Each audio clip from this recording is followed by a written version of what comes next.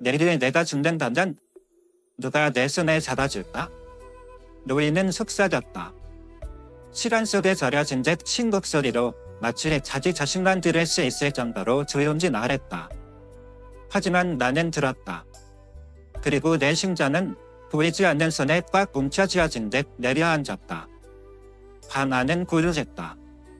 찬바람 비가 내리고 있었다. 거센 소나기가 아니라 젖고 시린 바람비였다. 마치 아무도 돌아보지 않는 노년의 산처럼. 그의 이름은 최만식, 78살 전직 대학교수였다. 한때 학교에서 존경받던 이름이었고 세 자녀 모두 불의 아버지라 자랑스럽게 말하던 시절이 있었다. 하지만 지금은 낡은 아파트 꼭대기층에서 혼자 살아가고 있었다. 건반이 빠진 오래된 피아노와 항상 비어있는 냉장고만이 그의 곁을 지키고 있었다. 나는 그렇게 생각했지. 그저 성실하게 살고 자식들 잘 키우면 마지막엔 누군가 내 옆에 있을 줄 알았어. 근데 그게 아니더라고. 그는 서랍에서 두툼한 서류를 꺼냈다. 유언장이었다. 분명하고 또박또박 비밀 서명까지 되어 있었다. 하지만 나를 소름 끼치게 만든 건 산수빌란에 적힌 이름이었다. 장난도 만렙딸도 아니었다. 그저 생전에 단 2번 만난 완전히 낯선 사람이었다. 그녀는 나에게 아무 약속도 하지 않았어. 하지만 적어도 내 말을 들어주었지? 그는 웃었다. 그 웃음이 슬픔인지 안도인지 아무도 알 수 없었다. 그를 처음 만난 건 노년과 고독지라는 세미나에서였다. 그는 그날 유일하게 손을 들어 물었다. 저에겐 3자식이 있습니다. 그런데 3년 동안 생일에 아무도 전화 한 통 없었습니다. 내가 뭘 잘못한 건가요? 피의자는 침묵했다. 나도 말이 없었다. 하지만 그의 질문은 내 마음속 어딘가에 깊이 갇혔다.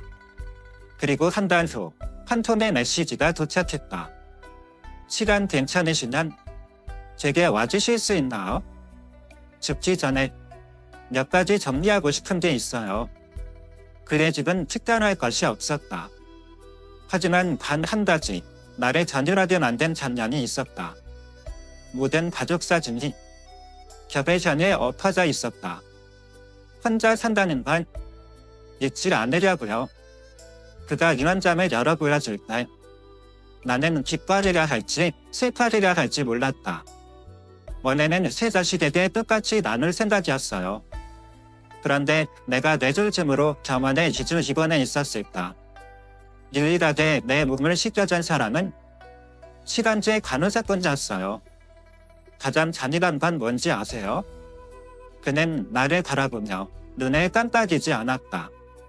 내 자식은 병원에서 전화가 잘못 온 거라 했어요. 그리고 그는 말했다. 나는 이제 키 한 담을 섞이지 않은 사람에게 전부를 남길 겁니다. 그 사람이 내 재산 나를 기억해주기만 한다면 나는 그 사람의 그 유산을 받을지 모른다. 하지만 그보다 더 큰 질문이 머릿속을 울렸다. 왜 한 사람의 아버지가 평생을 자식에게 살았던 사람이 죽은 뒤 이름을 남길 사람으로 남보다도 먼 사람을 택했을까? 뭔가 이야기엔 아직 말해지지 않은 것이 있다. 그의 가족에 대해 그가 끝내 입을 열지 않은 무엇인가. 나는 그것을 그의 시선에서 느꼈다. 엎어질 사진을 스치듯 바라보는 눈빛. 주머니 속 시계를 손끝으로 어루만질 때에 그에 떨리면서 나는 그날 오후 그의 집에 나섰다. 하지만 그날 밤 잠을 이루지 못했다. 다음날 아침 나는 다시 그를 찾아갔다. 하지만 이미 늦었다. 그는 떠나 있었다. 그리고 나에게 남긴 건 단 3줄의 편지. 내가 한 말을 모두 믿지 마시오. 그대가 들은 것은 진실의 관점뿐이요. 용기가 있다면 속초의 랩집으로 가보시오. 그곳에서 모든 것이 시작된다. 사라졌다 나들. 판단도 열리지 않았단다. 그리고 그조차 외면하고 싶었던 진실 하나. 죽은 사람은 항상 무언가를 남깁니다. 하지만 그게 꼭 돈은 아니에요. 나는 오래된 책 속에 꽝꽝 보내진 봉투 하나를 발견했다. 그 안에는 열쇠 하나가 들어있었고 어떤 메모도 없었다. 단한 푸른 잉크가 가려버린 손글씨 한 줄이 적혀 있었다. 기층 단단에서 잠자있음. 준비되지 않았다면 억지로 열지 마세요. 나는 난사렸다. 무서워서가 아니었다. 뭔가 누군가 그 반지 열리는 걸 바라지 않는다는 느낌이 들었기 때문이다. 가장 이상한 건 최 노인께서 혼자 사셨고 집은 단층 부주였다는 점이다. 그럼 2층은 어디에 있는 건가? 다음날 아침 나는 편지와 열쇠를 들고 다시 그의 집을 찾았다. 건물 관리인은 한참 나를 바라보다가 한숨을 내쉬었다. 그분이 선택한 사람이라면 알아야 할 겁니다. 그는 나를 책장 모정으로 가려진 작은 계단 쪽으로 이끌었다. 그 뒤엔 나선점 계단이 있었고 건물 도면에는 없는 2층으로 이어졌다. 2층 방은 마치 시간이 멈춰버린 듯했다. 커튼한 먼지가 수북했고 의자 위엔 접힌 담요가 올려져 있었다. 모든 것이 지나치게 정돈되어 있었고 그것이 오히려 산뜻하게 느껴졌다. 마치 누군가 이곳에서 살았고 매우 뻔뻔했던 혹은 여전히 떠나지 않은 것 같았다. 나는 문을 열었다. 그리고 가장 먼저 눈에 들어온 것은 한 소년의 사진이었다. 그것은 어릴 적 최 노인의 사진도 세 자녀 중 누구의 사진도 아니었다. 낯선 얼굴 슬프고 흐릿하며 마치 더 큰 사진에서 찢겨 나온 듯한 모습이었다. 이 아이는 누구일까? 책상 위에는 노트 한 권이 놓여 있었다. 최 노인의 키치였다. 책장에는 이렇게 적혀 있었다. 나는 자식이 넷이었다. 나는 움직일 수 없었다. 그가 말하던 모든 이야기에서 내 세 자녀라고 했었다. 그러나 이 노트의 길이기 전이었다. 그리고 그 안에 문장 하나하나가 있는 이의 가슴을 점여왔다. 그 아이는 내 섬을 갖고 있지 않았다. 하지만 나는 안다. 내 픽처리였다. 그 아이의 어머니가 떠나있다. 나는 기겁해서 아무 말도 하지 못했다. 그 아이는 19살에 한 번 돌아왔다. 내 집 앞에 서 있었다. 나는 문을 열지 않았다. 나는 자리에 앉아 방 안에 들어보았다. 벽 한쪽에는 누군가 절망 속에서 손톱으로 그은 듯한 깊은 흠집이 있었다. 못창 안에는 낡은 조국 한 벌이 있었고 색은 이미 누렇게 달해 있었다. 그리고 책상 서랍에는 한 편의 글이 있었다. A 플러스 점수가 매겨져 있었고 이렇게 적혀 있었다. 아주 잘했어요. 당신은 많은 어른들보다 더 깊은 견본을 가졌어요. 그의 채점한 사람은 최 노인이었다.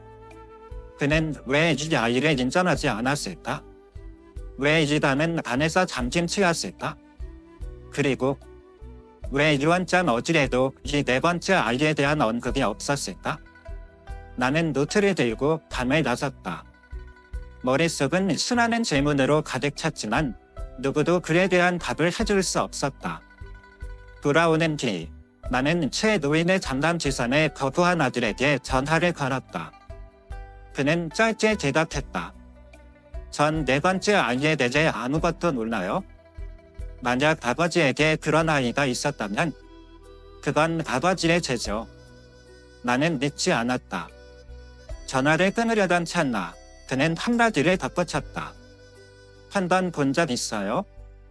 단 한 번 그 애가 그러더군요. 저만 알아요. 아버지가 꿈에서 내 이름을 불렀다는 건 죽음보다 더 아픈 진실이 있어요. 바로 이 세상에 존재하지 않았던 사람처럼 살아가는 거예요. 나는 처음으로 최 씨와 만났던 그 낡은 파트에 앉아 있었다. 밖엔 여전히 봄비가 내리고 있었다. 부드럽지만 서늘한 봄비. 테이블 위에는 그가 남긴 수첩과 기천반에서 발견한 소년의 사진이 놓여 있었다.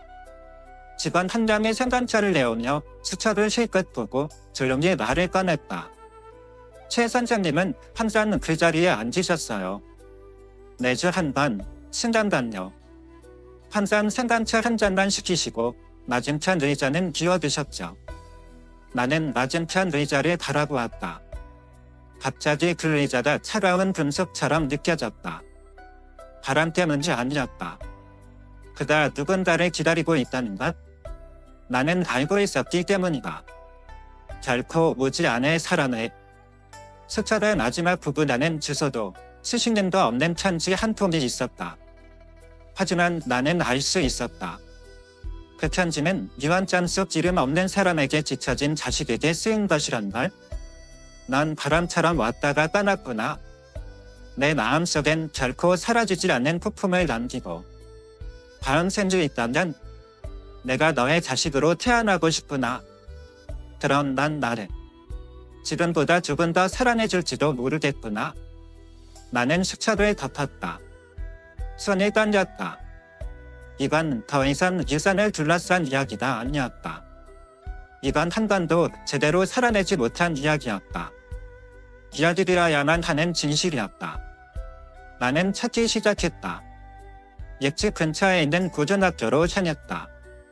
그 방 안에 있던 낡은 조국이 그곳 출신이었기 때문이다. 며칠간 오래된 기록을 뒤져 나는 결국 이름 하나를 발견했다. 이지안. 남자. 1999년생. 기고란엔 이렇게 쓰여 있었다. 2025년 갑작스런 전화. 사유불명. 국어를 가르쳤던 엔퇴교사 한 분께 여쭤보았다. 그는 잠시 멈칫하더니 말했다. 지한이 어른처럼 글 쓰던 아이였어요. 하지만 눈빛은 한 번도 누군가에게 가정에 불려본 적 없는 사람 같았죠. 무슨 일이 있었던 건가요? 내가 묻자. 그는 고개를 저었다. 그건 그 아이의 아버지께 물어보셔야 할 거예요. 나는 다시 세 번째로 최 씨의 집을 찾았다. 이번엔 이전에 주에 깊게 보지 않았던 것을 발견했다. 그의 오래된 휴대폰. 운 좋게도 비밀번호는 없었다. 통화 기록에는 동일한 번호가 한 달에 한 번씩 최근 3년간 계속 반복되어 있었다.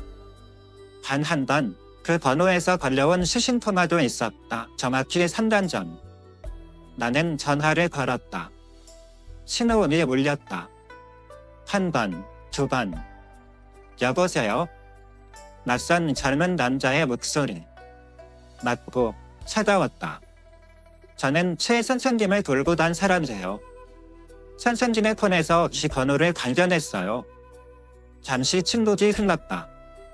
그분이 제 번호를 저장해놨을 줄은 몰랐네요. 혹시 이지한 씨 맞으신가요? 긴 한숨 뒤 남자는 피식 웃었다. 스디슨 웃음이었다. 문제지 하려는 거면 듣고 싶지 않아요. 아니요. 그분은 당신에게 단 하나를 남기셨어요. 그리고 보내지 못한 편지 한 통도요. 뼈다시 침묵.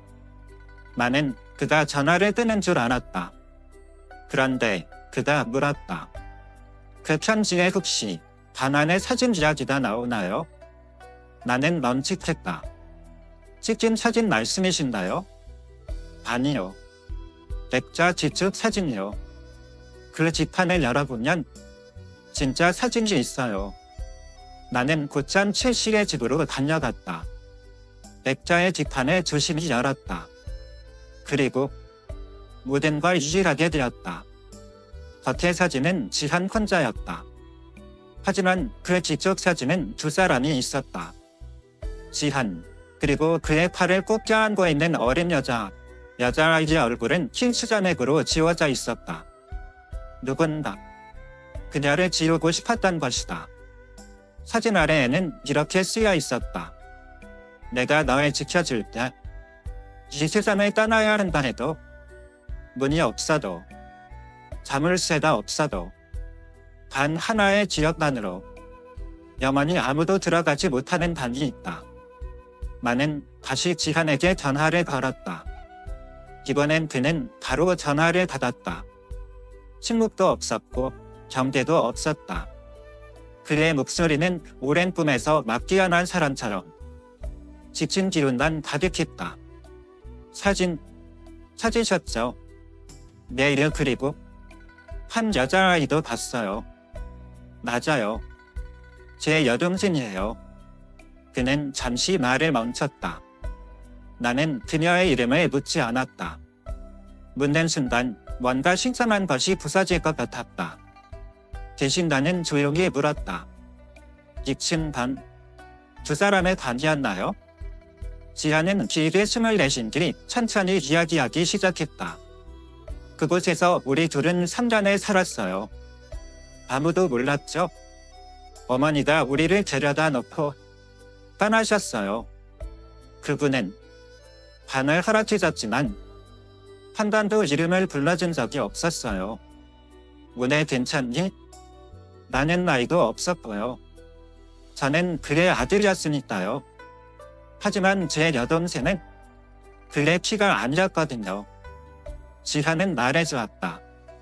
여동생의 이름은 나리. 그들의 어머니는 한때 최 선생님의 제자였다. 근길은 사랑의 절바다 지한이었고 나리는 어머니가 대학을 떠난 뒤 만난 다른 남자에게서 태어난 아이였다. 어머니가 교통사고로 세상을 떠난 후 두 아이는 갈 곳이 없었다. 지한은 친구인 최 씨를 찾아가 적어도 나리에게 쉴 수 있는 곳 하나만 달라고 애원했다. 그분은 2층 방을 허락했어요. 대신 조건이 있었죠. 1층으로 내려오지 말까. 누구에게도 우리 존재를 알리지 말까. 우리는 유령처럼 살았어요. 나는 그 순간 최 씨에게 화를 내려 할지 안쓰러워해야 할지 알 수 없었다. 지하는 차가운 목소리로 말을 이었다. 그러다 어느 날 나리가 고열에 시달렸어요. 전 그분을 불렀죠. 문을 열어주지 않았어요. 대답도 없었어요. 결국 나리를 안고 겸원에 달려가는데 이미 늦었더군요. 심하겸이었어요. 나는 아무 말도 할 수 없었다. 말이 아니라 가슴이 무너져 내렸다. 그날 이후로 전 그 집을 떠났어요. 울지도 않았고 원남도 없었어요. 그냥 기다린 거죠. 그 사람은 아버지라 불릴 자격이 없다는 걸? 나는 조용히 물었다. 그런데 왜 아직도 그의 번호를 가지고 있었나요? 왜 제 전화를 받으셨죠? 그는 한참을 침묵하더니 조용히 대답했다. 나리는 그 사람을 할아버지라고 불렀거든요. 그 아이는 용서했어요. 하지만 저는 아직 그걸 배우지 못했어요. 힘이란 배경음악이 꺼낸다. 나는 다시 그 집으로 향했다. 네 번째였다. 기층 밤은 여전히 그 모습 그대로였지만 이번엔 나리의 침대를 좀 더 자세히 살펴봤다. 침대 머리맡에는 오래된 본 인형 하나가 있었다. 펴지고 낡았지만 본 인형대 속에 뭔가가 숨겨져 있었다. 4번 적힌 종이 한 장. 연필로 그린 그림이었다. 그녀는 가족을 그렸다. 할아버지, 오빠, 자신. 그리고 붉은 지붕이 있는 집. 그 아래 띠뚤띠뚤한 글씨로 이렇게 적혀 있었다. 내가 병이 다 나으면 할아버지랑 같이 땀을 먹을 거야. 시끄럽게 안 할게. 한 번 난 날 봐줘요. 나는 눈물을 참을 수 없었다. 그 순간 나는 깨달았다. 기단은 단지 감춰진 두 아이의 공간이 아니었다. 여기는 영원히 지켜지지 못한 약속이 잠든 곳이었다. 어떤 트위트는 먹기 위해 사는 게 아니다. 그저 지키지 못한 약속을 위해 남겨진다. 나는 다시 한번 5번째로 최 씨의 집을 찾았다. 부엌은 처음 왔을 때와 다름없이 그대로였다. 차갑고 고요하고 사람의 온기가 느껴지지 않는 것. 하지만 이번에는 그 누구도 열지 않았던 냉장고를 열었다. 그 안에는 많지 않았다.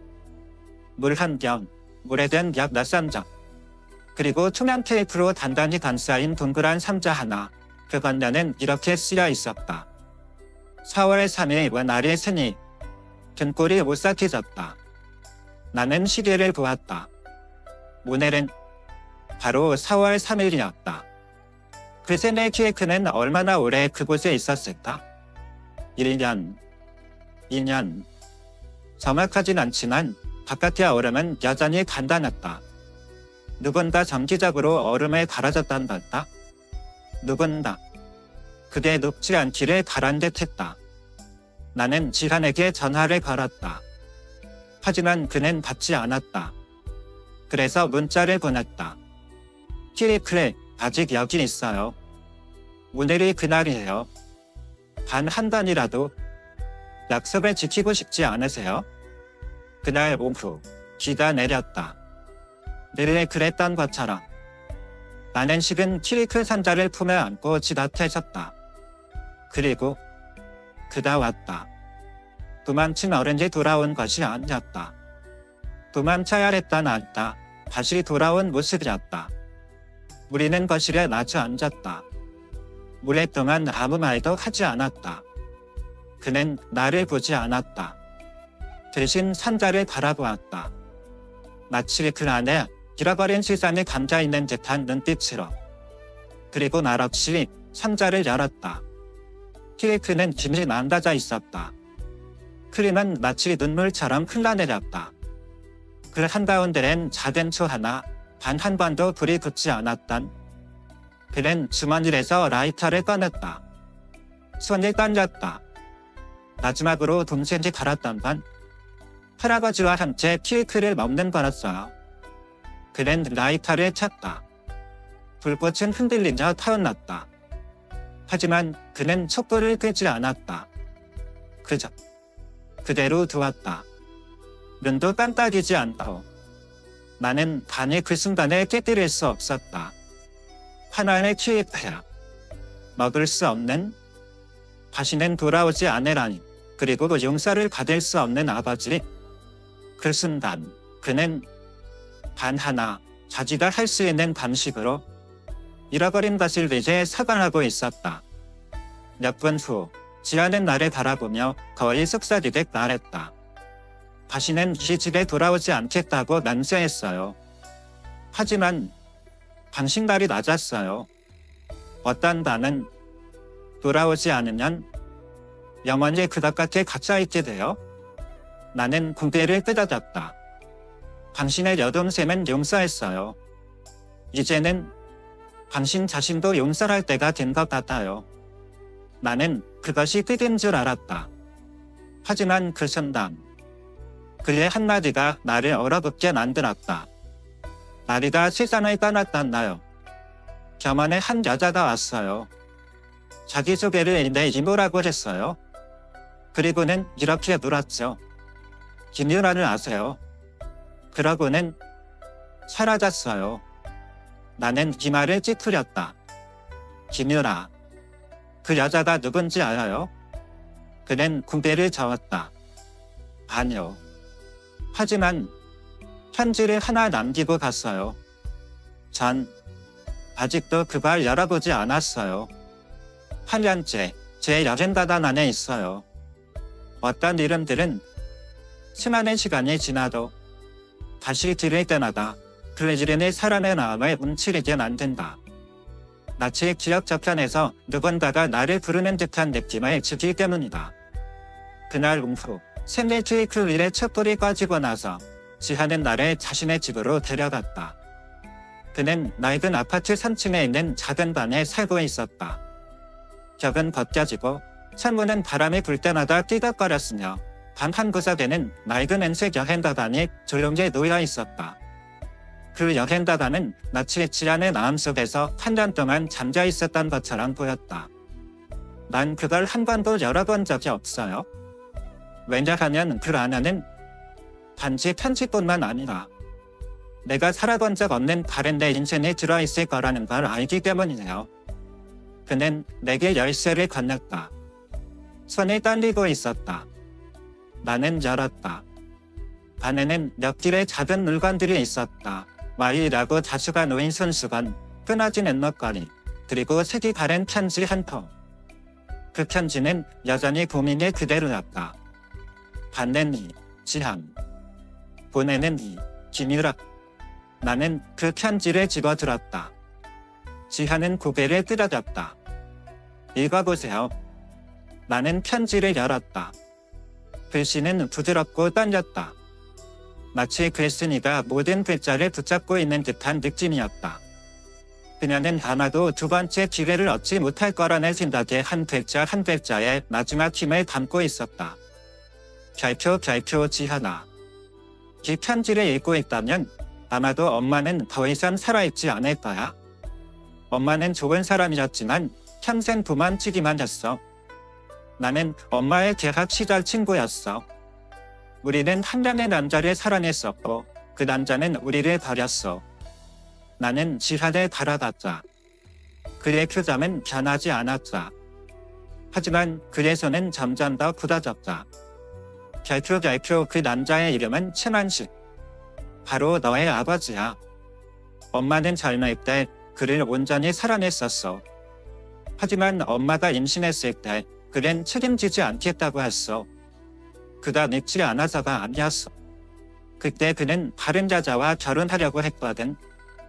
나는 왜 엄마가 항상 너를 숨겨낸지 알겠니?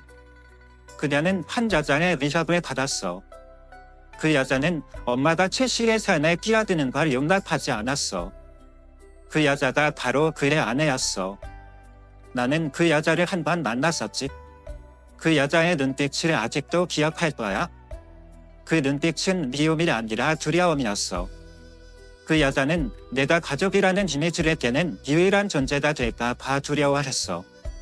그리고 어느 날 엄마는 세상을 떠났어. 그때 나는 너와 내 동생 나리에게로 갔어. 둘을 기련할 생각이었지. 하지만 병원에 도착했을 때 나리는 임신의 세상을 떠났어. 나는 그 사실을 말할 용기가 없었어. 왜냐면 나는 이미 누구도 다시 믿지 않기 때문이었어. 누군가가 다짐했지만 결국 날 버린 경험이 있잖아. 이 편지를 읽고 있다면 아마도 나는 그를 용서했을 거야. 나는 그렇게 되기를 바라. 하지만 그렇지 않아도 괜찮아. 단 한 가지만 알면 돼. 너는 선택받았었어. 다만 인생의 그 선택을 계속 유지할 기회를 주지 않았을 뿐이야. 나는 그 편지를 접었다. 지한을 바라볼 수 없었다. 한참 동안 마치 겨울이 지나간 듯한 침묵이 흘렀다. 그는 일어나서 옷장을 열었다. 그리고 오래된 사진 한 장을 꺼냈다. 그것은 그가 처음으로 과거를 내게 보여준 순간이었다. 이건 내 어머니의 사진이에요. 그리고 이 사람. 그는 어머니 옆에 서 있는 여자를 가리켰다. 밝은 눈빛, 긴 머리, 그리고 바람처럼 가벼운 미소를 가진 그 여자는 이 사람이 바로 김유라입니다. 그리고 그는 이렇게 말했다. 나는 그녀를 만난 적이 있어요. 하지만 그때 그녀가 바로 김유라인 줄 몰랐죠. 그녀는 최 씨 아파트 바로 아래층에 살고 있었어요. 나는 뛰어 일어났다. 그 말은 김유라가 아직 살아있다는 건가요? 그는 확신에 찬 목소리로 대답했다. 그렇다고 확신해요. 최 씨의 첫 번째 비밀은 고요하게 다가왔다. 호화로운 제사나 큰 종소리, 편지가 퍼지는 의식은 없었다. 그저 하나의 간소한 사진이 놓인 나무 탁자 위 그가 차를 마시고 손으로 일지를 쓰던 자리냐. 그 사진은 그가 웃고 있는 드문 순간에 담은 것이었다. 그의 마지막 해에 찍힌 사진으로 내가 몰래 찍은 사진이었다. 지한은 일찍 도착했다. 그는 흰 셔츠를 입고 아무것도 들고 오지 않았다. 단지 한 장에 적힌 편지와 나리의 오래된 곰 인형 하나. 그 인형은 내리던 나리가 안고 있던 인형으로 말하지 못한 날들을 품고 있었다. 나는 물었다. 이걸 두고 갈 생각이에요? 그는 고개를 끄덕였다. 이 인형은 나리의 언니를 지키겠다고 약속한 유일한 사람. 그가 잠든 곳에 있어야 해. 김유라도 왔다. 그녀는 젊은 시절의 사진보다 훨씬 나이가 들었지만 그 눈빛은 여전히 깊고 강렬했다. 병원에서 한 번 만났을 때 시간이 결코 잊을 수 없었던 그 눈빛. 저는 용서를 하러 온 게 아니래요. 그저 제가 말하지 못한 마지막 인사를 하기 위해 온 거예요. 그녀는 사진 앞에 손수건 하나를 놓았다. 그 손수건에는 잼지라는 자수가 놓여 있었다. 리지. 지한 어머니의 본견입니다. 그는 어머니가 떠난 이후로 그 이름을 한 번도 부르지 않았어요. 최 씨의 첫째 아들, 그가 모든 유언장을 거부했던 그 사람도 왔다. 그는 밭으로 온 것이 아니었다. 그저 요구하거나 소유하려는 것이 아니었다. 그는 단지 최 씨가 한 번 보낸 편지를 탁자 위에 놓았다. 받는 사람이 거절하여 반송된 뒤라고 적힌 편지. 그는 처음으로 지한을 바라보았다. 정시가 될 때 눈빛이 아니라 자신의 영원히 잃어버린 무엇인가를 깨달은 사람의 눈빛이었다. 제사는 짧았다. 누구도 제사를 읽지 않았고 누구도 울지 않았다. 하지만 마지막 참을 올리는 그 순간 나는 시간이 잠시 멈칫하며 작은 목소리로 이렇게 말했다. 왔어요. 비록 늦었지만 저는 왔어요. 그 고요한 순간에 나는 깨달았다. 먼저 오는 사람이 중요한 것이 아니다. 누가 남아있는지가 진정 중요한 것이다. 모든 것이 끝난 후에도 제사가 끝났다. 모두 하나둘씩 떠났다. 그 자리에 남은 것은 나뿐이었다. 남은 죄를 정리하고 사진들에 덮인 천에 접으며 문득 한 잔의 작은 종이를 당겨놨다. 그 종이는 사진틀 아래에 띄어 있었다. 아무도 그것이 거기 있다는 걸 몰랐다. 아마도 최 씨는 죽기 전에 그것을 남겨두었을 것이다. 그 글씨는 떨리며 쓰여 있었다. 읽기 어려웠지만 나는 그 속에서 이 말을 읽어낼 수 있었다. 만약 정말로 누군가 돌아온다면 그들에게 이 열쇠를 주세요. 그 밑에는 다른 열쇠 하나가 있었다. 기침단 열쇠와는 다른 열쇠였다. 옥산 밤 속초. 최 씨가 내게 처음 보낸 편지에서 언급했던 곳. 그곳이 모든 것이 시작된 곳이었다.